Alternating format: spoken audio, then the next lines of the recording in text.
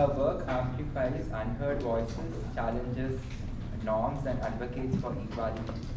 She received an excellent education from Columbia University with a bachelor's in architecture and University of California, Southern California with an MFA in animation and visual arts.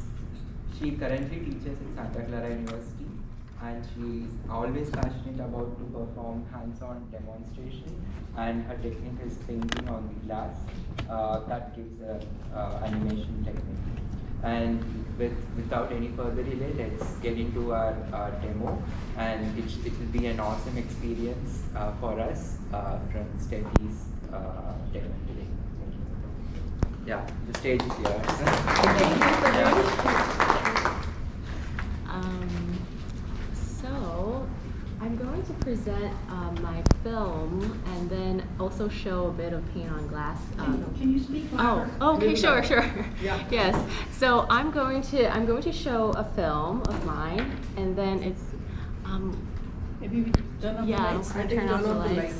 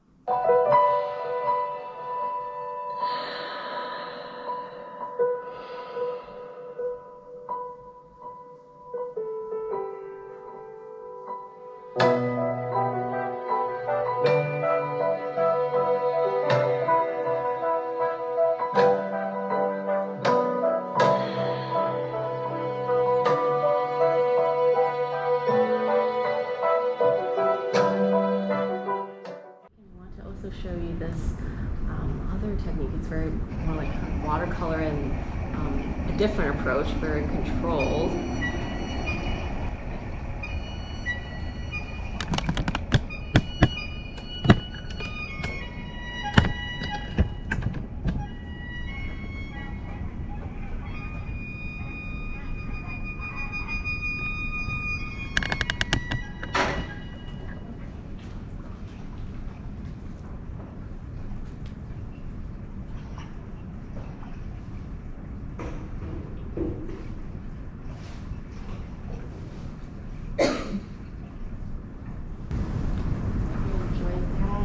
One last example, especially for those who love working with foils, Alexander Petrov worked on foils to make this movie. It's actually a feature length, so an hour long. We're just going to watch a clip.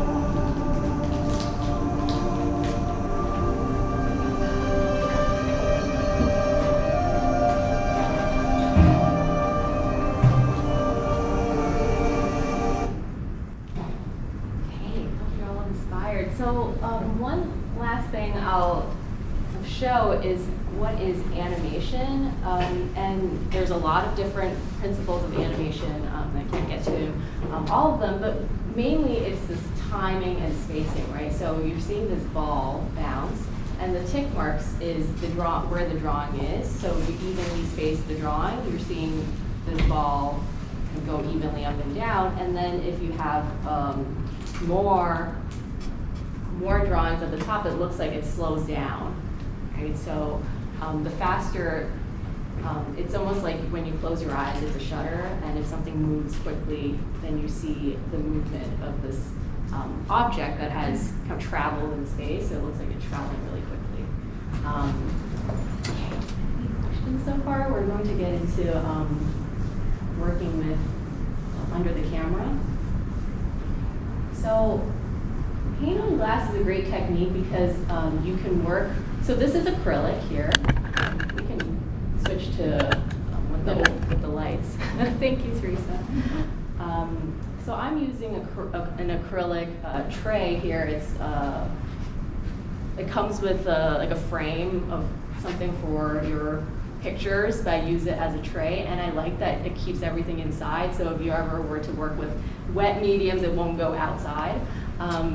And if you're working with glass, it's even easier to pick up the paint, and also it won't scratch as easily. So here, it doesn't really show in the camera. And the setup that I have here is this tripod, but I brought this arm also. If you ever want to try something where you're painting something on canvas, you can try animating on canvas as well. This arm here is about $15, and you can also clamp it over and just put your phone on top. So a phone app that is free to use is called Stop Motion app, and that would kind of create the same effect. So I'm not going to grade this, but you would tighten this, and then you would have the same kind of down shooter and start animating. So it would require you to kind of press the button to shoot. And this is for animators who are animating like thousands of frames. There's this special keypad that with shortcuts where you can press record and delete. So I have my camera here, and I'm just going to make sure it's focused here, which I already did. And also to mark where the frame is, because everything in animation just happens within the frame. I'm using a black acrylic paint. You're welcome to use oils as well. And like Caroline Leaf said, I'm using some glycerin to keep the paint wet. So I'm going to find the kind of the outside of the frame to see where I'm animating. And I decide to light. You might see there's this light underneath my canvas, or my view angle, and that's because I want this glow effect. So when thinking about lighting, it depends on what effect you want. Let me see what that even looks like. It might be kind of bright too. So this application I'm using is called Dragon Frame, and that is a professional under the camera shoot for stop motion, for kind of frame by frame animation. So this is glass or is this canvas? This is acrylic. But you're painting on canvas or glass? It's yes. Right? Yes. Yeah. It's not glass, but it's like, I guess, plastic. Yeah. Yeah. Plexiglass? Yeah, like plexiglass. Yeah. Plexiglass. All right. And what is your light that you have underneath that? Yeah, it's a light table, and animators use it to animate when they're flipping paper. They can see one drawing to the next, but I use it to light. So I can actually turn it off too to show what it looks like without. Like the lighting is just, you won't get that glow, and I kind of like that glow effect. So I'm going to start painting something here.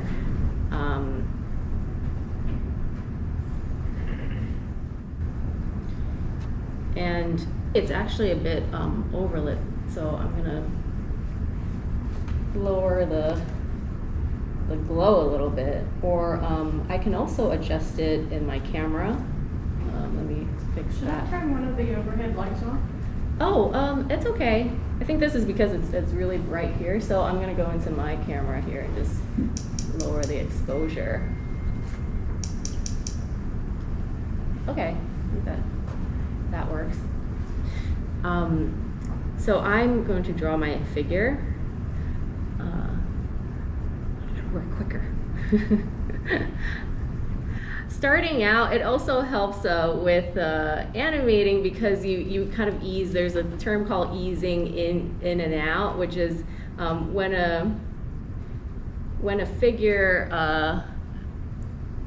starts, when any motion starts, it's going to take a few seconds for the viewer to actually register what's happening. So you kind of don't want to rush into the action immediately. You kind of want to hold a little bit and sort of do a little wiggle, basically drawing the drawings a couple of times as a so that we can kind of register, because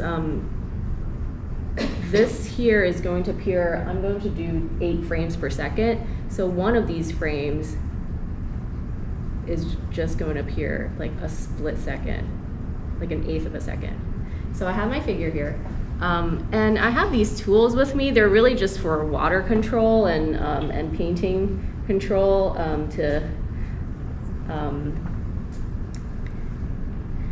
I put too much glosser in, so I'm gonna take my first picture. It has a very satisfying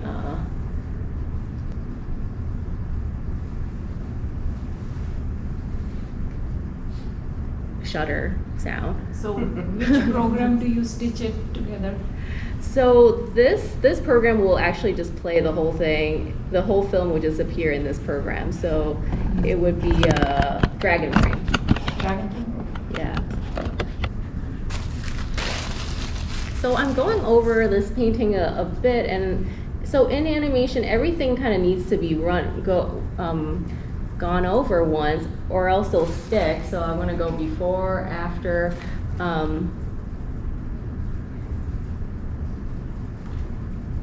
It's going to kind of get messy really quickly. But that's also the fun part about painting. And yes, feel free to ask me questions while I'm doing it as well. How long is the typical animation that you create? How long, meaning like length? Yeah. So it's been pretty short, 1 minute to about 7. And where are they usually Short films. displayed or viewed? So after you've made a film, usually they go through a cycle of, you submit them to festivals. And that has about a 2-year lifespan. And then after that, you can kind of share them where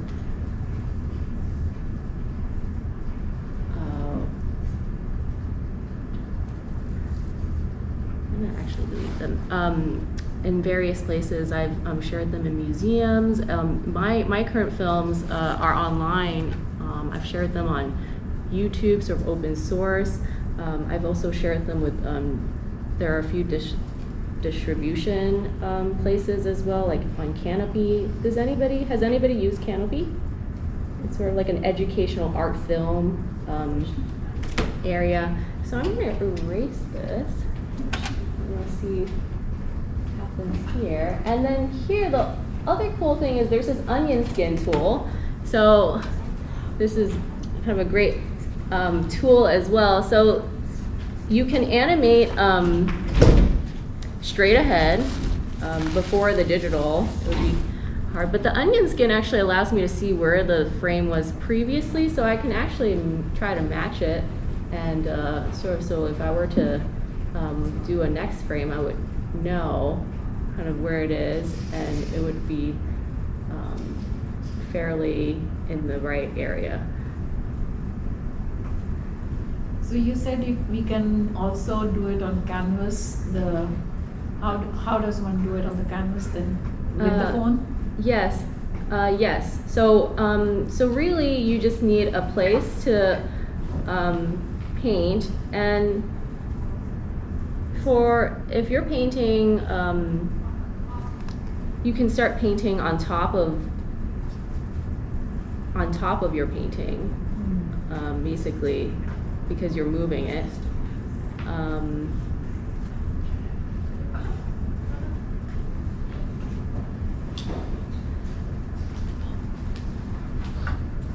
My impression is oil takes a really long time to dry, which is great because you can keep altering it then. I actually I like using watercolors, which is why this actually would feel a lot like watercolor to me once I start adding a lot more water, and it's a lot more fluid.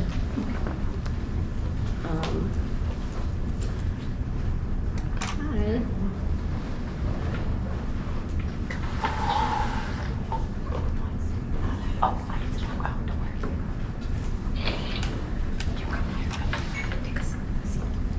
Okay, so ideally in animation, before you start a sequence, you in order to achieve realism, you need to have anticipation.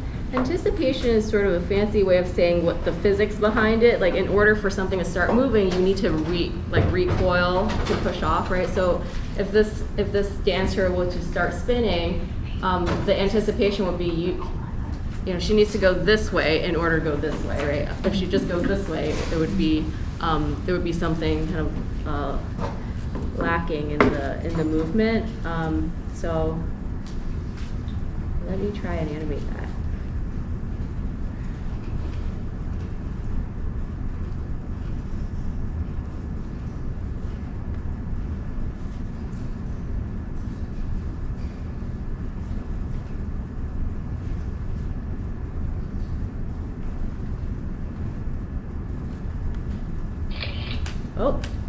Oh yeah, I have also seen that film that you saw before. I watched the film, and then there was a little pop, and it was a paintbrush that kind of appeared in the so that can happen. That can happen. So let me just go back and delete that. It's good when you catch it, and then you can go back and kind of fix it. But if not, yeah, I would have to fix that in post, and especially in an area that didn't have anything, that would be okay. But but that does happen. So Stefie, I have a question about that first animation you showed us. Was that yours? The Yes. first- Yes. Was that sand that Yes. you used? So I had a couple of mediums in there. It was sand. It was charcoal. It's sand-like, but it's like sand-like materials. That was fantastic, Yes. by the way. Thank So- you. For, in 1 minute, how many frames do you make for 1 minute? Yeah, so yeah, I have to do the math too. So if it's eight for 8 every second, then times that by 60. Yeah, times that by 6. Yeah, so 8 frames per second, and then 60 seconds. So 8 times 60. About 480 per minute. So there is the love of iteration. You're just gonna you draw something multiple times. I kind of like that idea that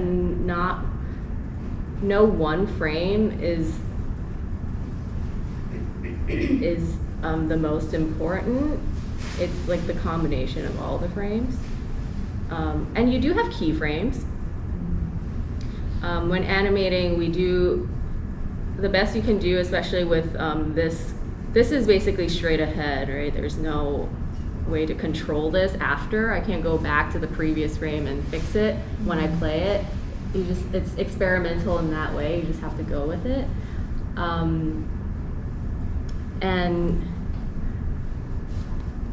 And so you can plan overall like the motion of it, and then the animating part is the experiment. And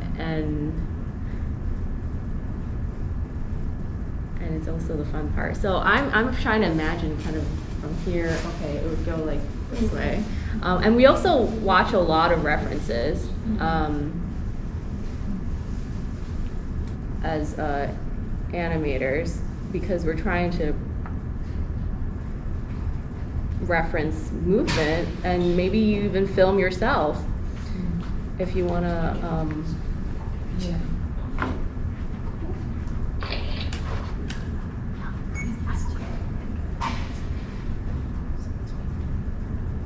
So what you're doing painting, but you could also do this on your computer, right?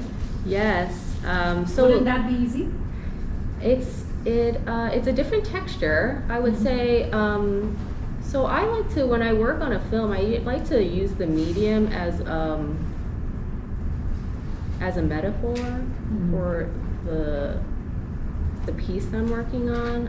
And also, sometimes you do get some free accidents, free happy accidents.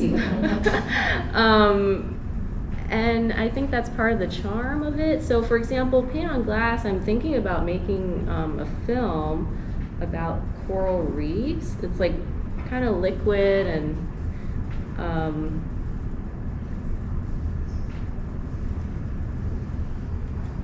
yeah, so it's kind of liquid, and I like the idea of sometimes, you know, and I think for this demo purposes, this is pretty careful, I would say.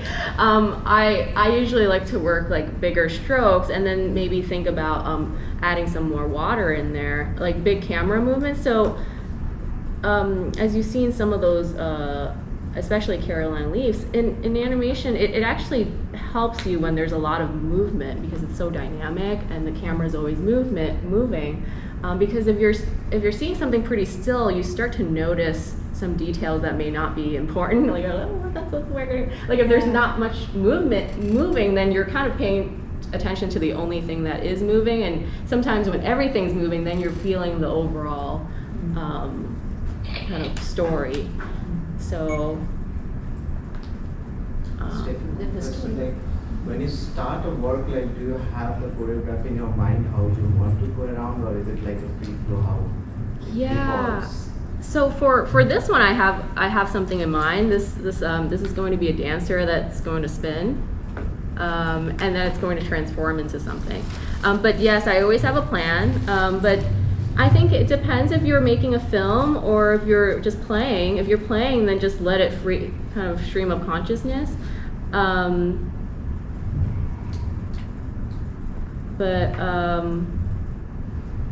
But if you have a plan, like you want to do something, then the images kind of will help you get there, right? Like you have in mind certain images that you want to tell, and you can work based on beats, right? You have like 3 images, and then you can even morph from one to another.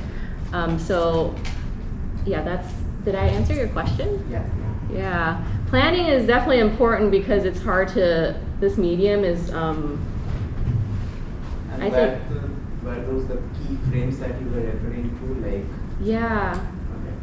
Yeah, right. So the keys is, so you know definitely that those are the images that will appear on the screen, and so the audience will get those, and then the in between of that is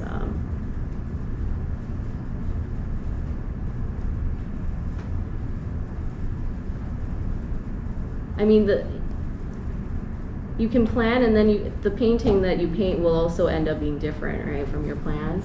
So there's always this, and no one's rushing you, so you could spend a very long time perfecting each painting before moving on. It really depends on how long you want to spend on your sequence, on your film, on your mini animations. And I think a lot of these, if you want to try this technique, especially for paintings that you may already have that you feel like you're okay with kind of repainting over it, just starting to animate some of the elements too. If it's a nature scene, you can animate the leaves kind of moving by repainting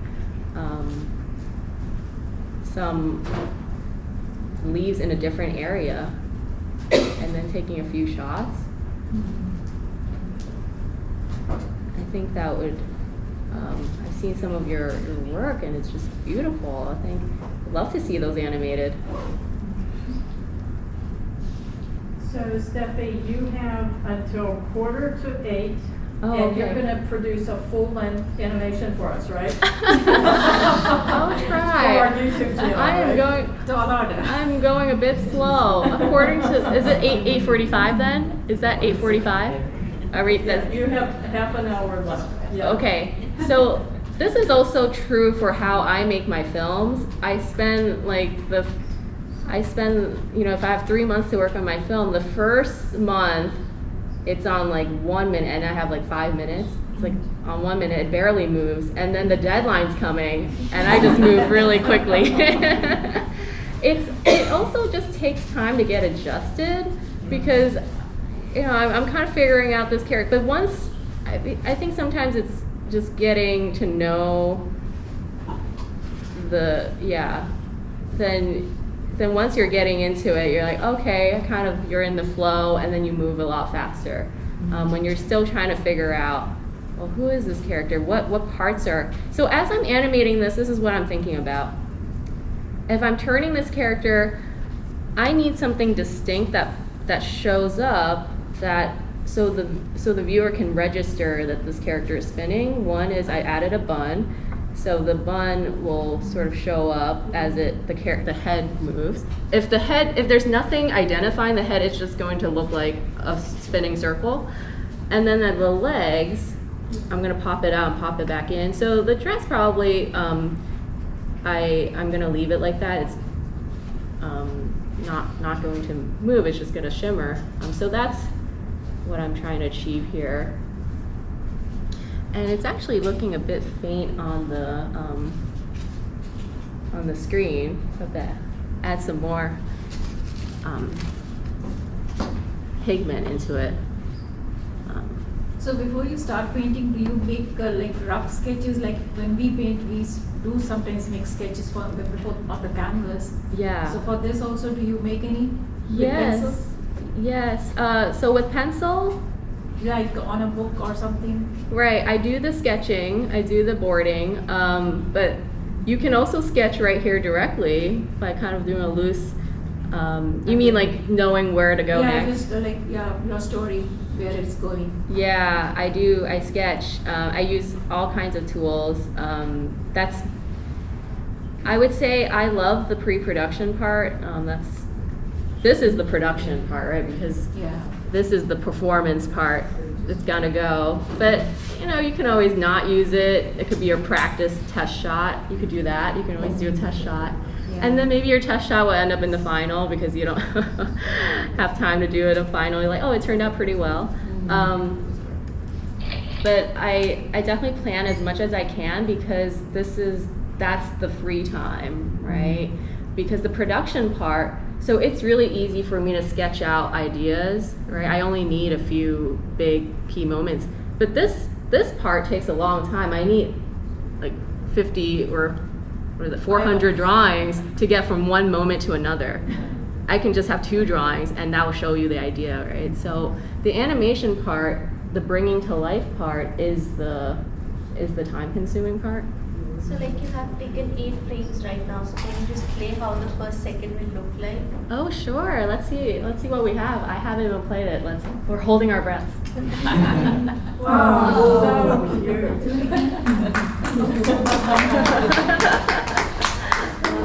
That's nice. That is also how animators feel. We're like, I hope it works. I hope it works.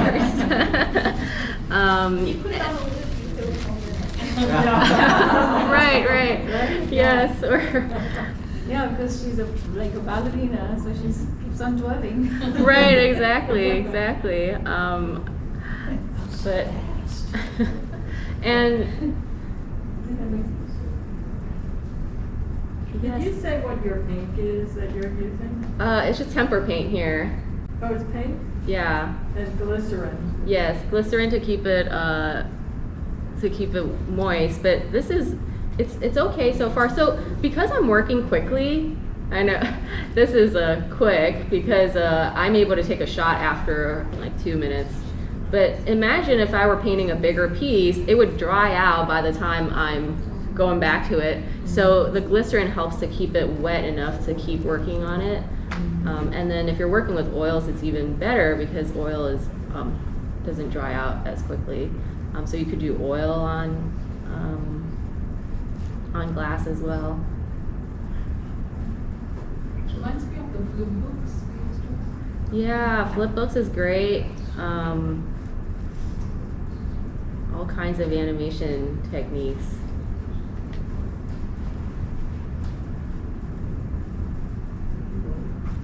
Oh, and now I'm thinking, okay, this is on the side, and then this foot actually comes out here to check myself as well.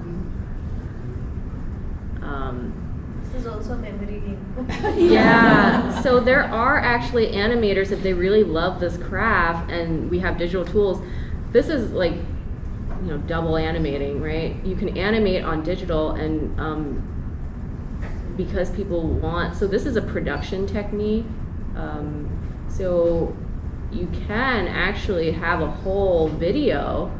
As you can see here, the way you can, this software, for example, you can actually import a whole reference video and animate on top. If you've seen this film called Loving Vincent, it was a film about Van Gogh, and the whole thing is oil paintings, and it's basically like, paintings that reference like rotoscoping. Like there was a video, and then they painted over that. So sometimes the craft is what they're looking for, this kind of crafted painted feeling.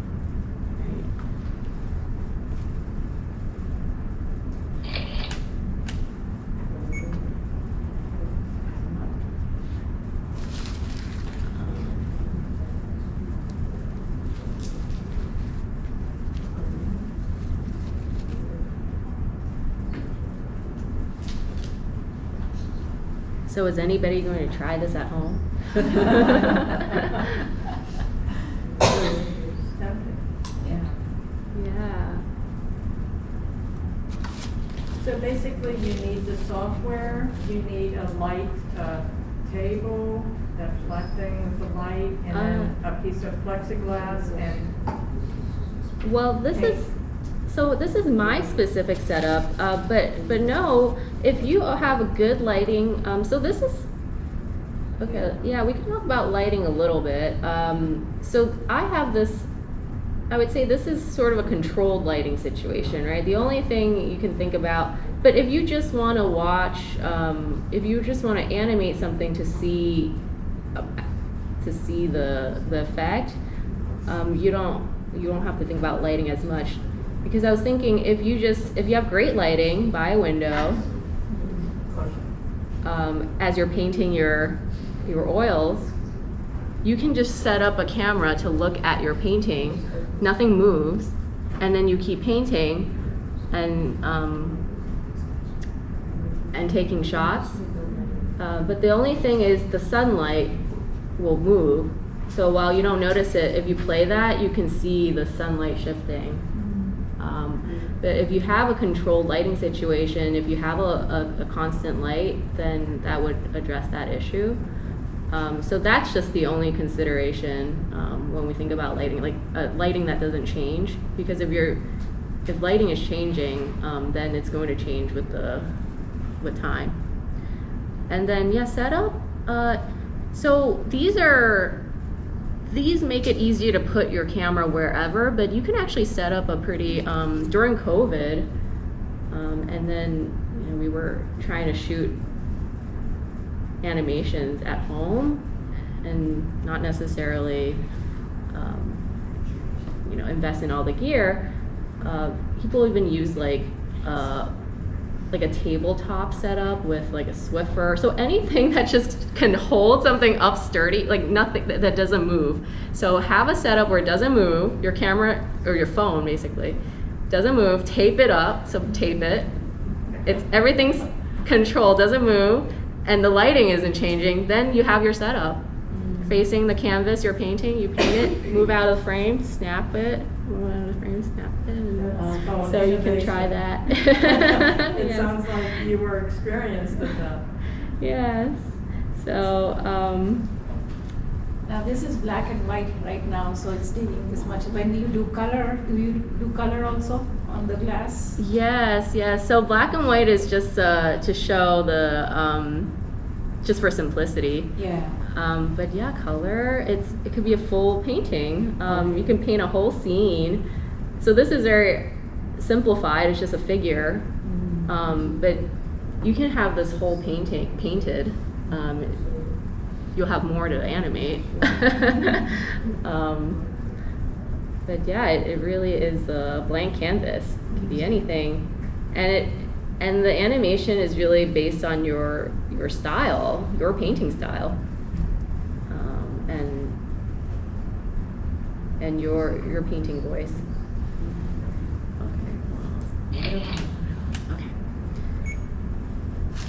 Okay, now I'm gonna go quicker.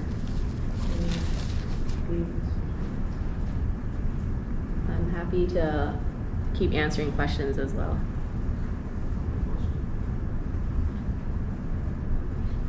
At what age did you start playing with these animation techniques? I would say pretty recent, actually. So animation was not something that I majored in architecture in college, and during that time I started watching Miyazaki's films. Have you watched, familiar with his work? And I thought, hey, I want to tell stories. So I was a writer first.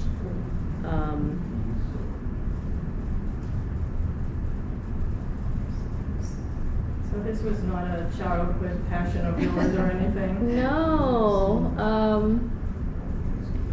no, I didn't know it existed. I didn't really know that people animated. I think, I wasn't very familiar with it. So,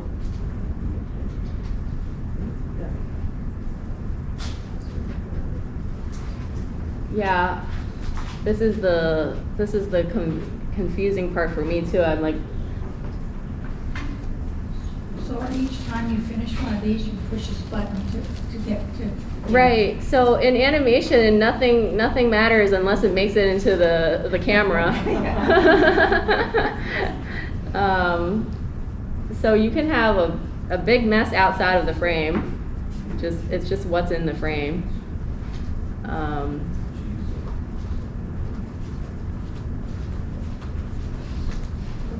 And is there any way that you can record you actually going in there with your hand and painting? Is that something you could include in the animation? Just for, that effect? Yes. So I would just snap a picture. So if you're talking about like a behind the scenes video, like sometimes you show the film and then you show the person working and the thing is moving and then the person is just moving around it. That would require another camera to kind of record that motion.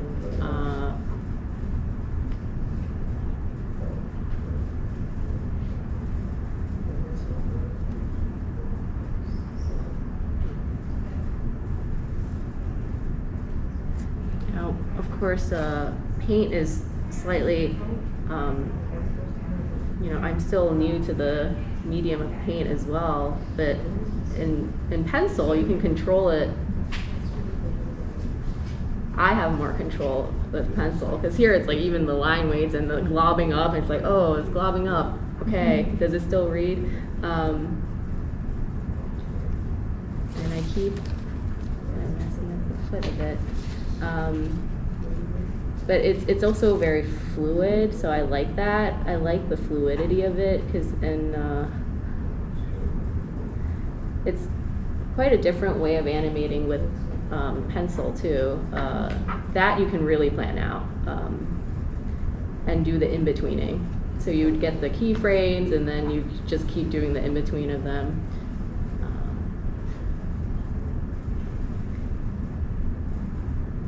So in my sketch, I actually had some muscle definitions to show like, oh, okay, this is the knees. So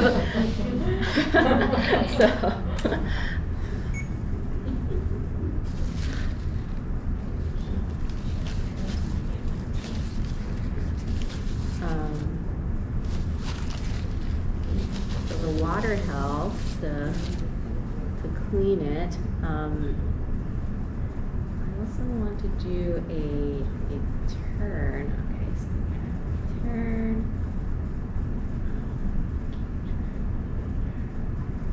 Back here. Okay, so I wanted to do a morph. So something that is very.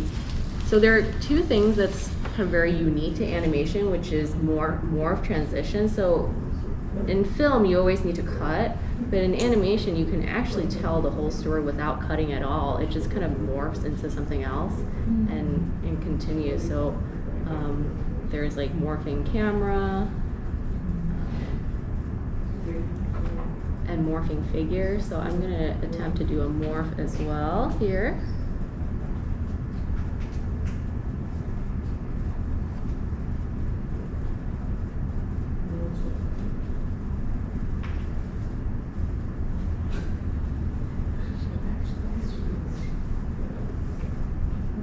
Glob up a little bit.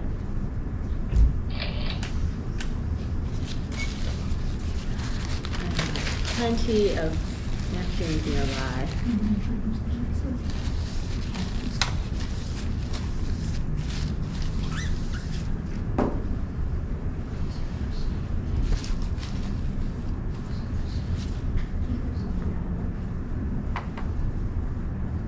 Can you rearrange the frames?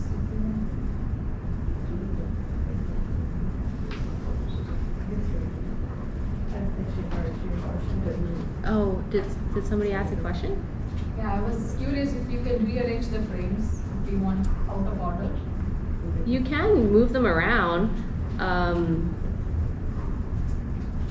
but then it would be kind of out of sequence. You mean like if you were to add something in between, you realize you missed something? Yeah, so this onion skinning, called onion skinning, helps to do that. But if you want something really smooth, then it will look like, I would say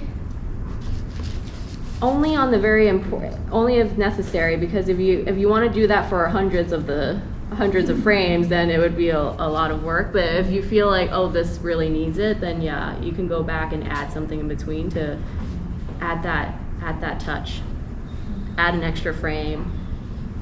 So imagine, this is simple, but if I had a whole scene painted and it's gone, so in animation nothing stays, only this camera captures the moment. So I would need to repaint that if I lost a shot. Okay, I have 15 minutes to do more.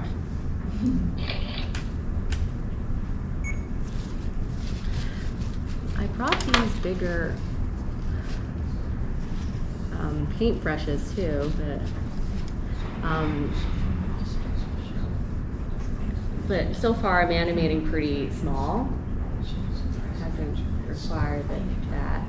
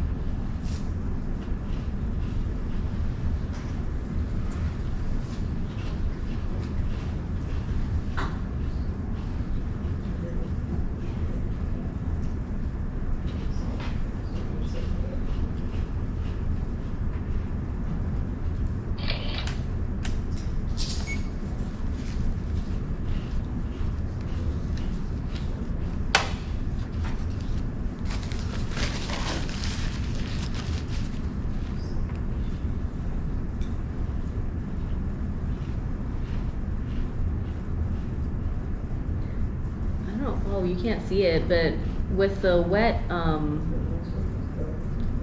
think I might have overexposed this a bit, but there's a cool effect happening now with the water, because it's wet.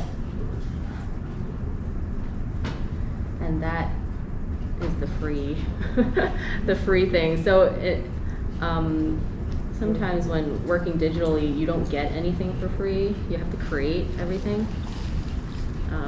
And then also the kind of some things that already exist, like maybe a bit mechanical, but this is a kind of a nice texture that only happens with water.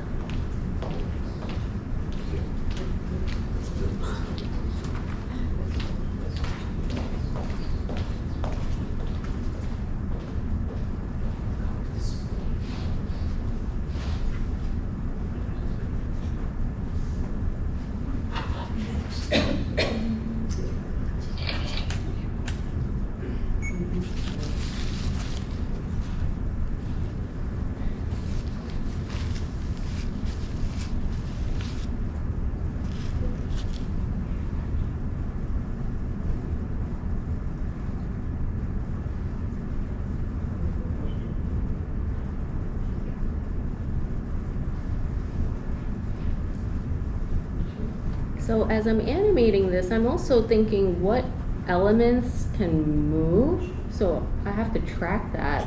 Otherwise, so for example, if I have 5 petals, I have to keep it 5 petals, or else it's gonna morph from 5 petals to 4 to 6. So that's something that I have to track, and then also the inside as well. I have like little things coming out. I'm gonna do 3. Let's see how it turns, and then I'm gonna do a camera move too. So a camera move is like you animate the camera move, so whenever something looks like it's coming toward us, because the camera is stationary and doesn't move. So we kind of have to. And the thing about something like this is it may, if animated correctly, it would look like it's going clockwise, but if not, it might look like it's going counterclockwise, right? Because the elements, you know, when you see something moving, it like kind of goes backwards. So we kind of have to track this part a little bit here to go forward a little bit. This tracking helps. It may actually, something so kind of symmetrical like that, it runs into that possible issue.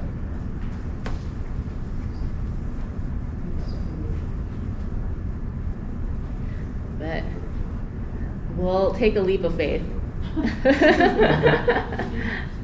So this, and I don't like that. I want it to be bigger.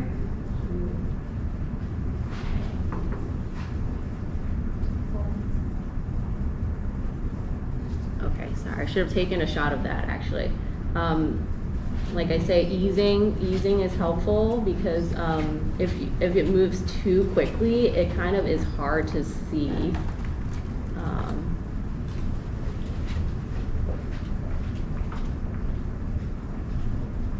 So you kind of, when animating, it's good to have a few moments of kind of slow, to slow down the motion a bit, and then you kind of go quickly. Maybe this, I think these 3 petals might actually help us track.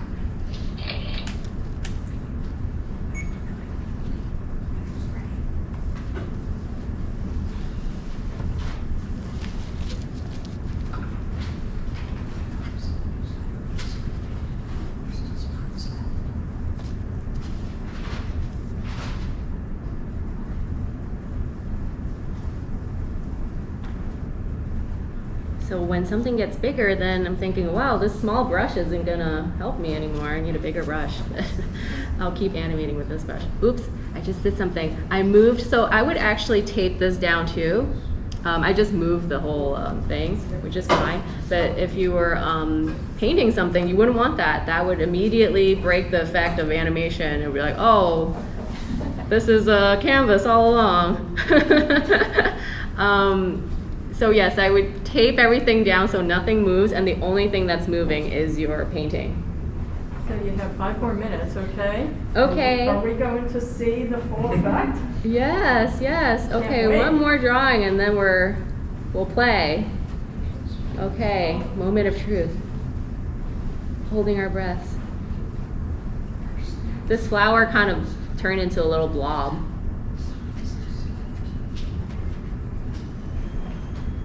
Can I save it?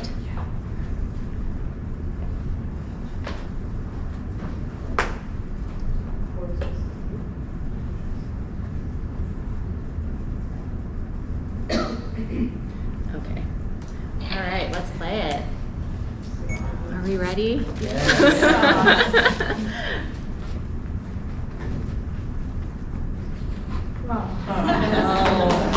Let's continue, have it go round and round. Yes, I hope you enjoyed that. Let's play one more time. Okay. Yes, let me do it on loop, looping on. Can you adjust the frame speed? Yeah, you So can it's do a little it slower. Just slower. Each frame is like on the screen a little longer. Yeah, so let me see. Oh, it's more choppy now. Yeah, so it. So actually, like if you've seen the sort of the Disney and Warner Bros. Animation, they animate 12 frames per second. So 8 is already like, okay, I'm cutting my work a little bit. So it's 12 and even 24 frames per second. So between 12 and 24, so big action 24, and that really creates smooth animation. Like it looks like it's happening at real time. Because if you feel like it's slightly slower, and then it feels a little choppy. But yeah. Thank you. Thank you so much, Stefie. So are you going to become a professional animator soon, that we will see your things on, where would they be? See, we'll see. Thank you so much. I really Thank enjoyed you. seeing the animations in the beginning of your presentation Oh, too, thanks so especially the much. first one that was yours. I really, really enjoyed that. Thank you. So how long was that one? That one was about a little less than 5 minutes, so 4.